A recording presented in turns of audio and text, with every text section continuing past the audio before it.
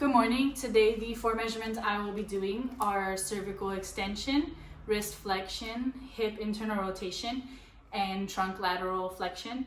We're going to go ahead and begin with the cervical extension. I've already instructed my participant to sit here with her back stabilized so her lumbar and thoracic spine can be supported. And then I have my phone here to do calculations from the goniometer.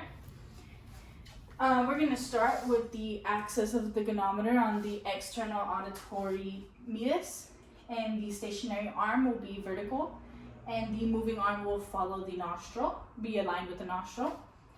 And we will be starting at 90 degrees. I'll go ahead and instruct my participant to now look upwards. Okay, moving the moving arm with her flex or extension.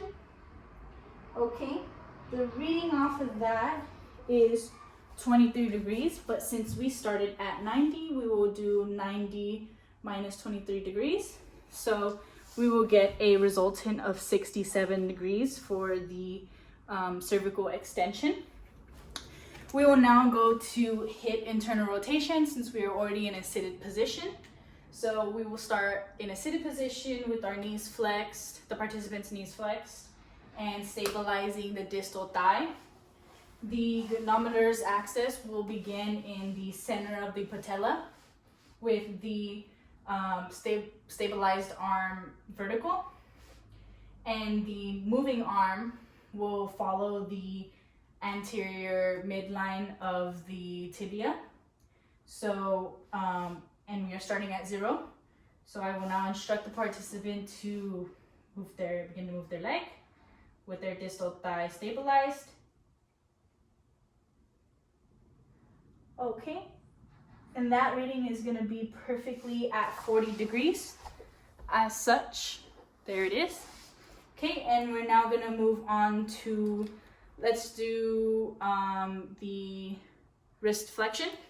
So I'm going to instruct the participant to, let me move the table so you guys are able to see here.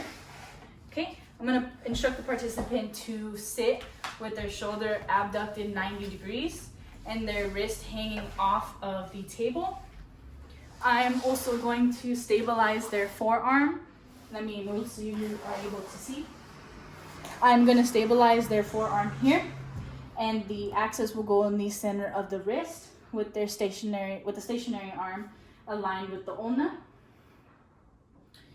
As such, wrist, axis, ulna stabilized, and the moving arm will follow the 5th metacarpal. So I'm gonna go ahead and have the participant flex now, starting at 0. Fingers relaxed as well. Okay.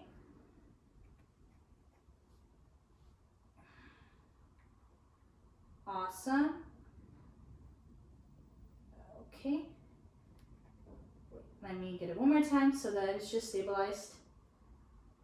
There we are. So that reading is going to be 70 degrees of wrist flexion. And the last measurement we are going to do is going to be trunk lateral flexion. So I'm going to now instruct the participant to stand up facing away from the camera. And we're going to start here. Sorry about the movement.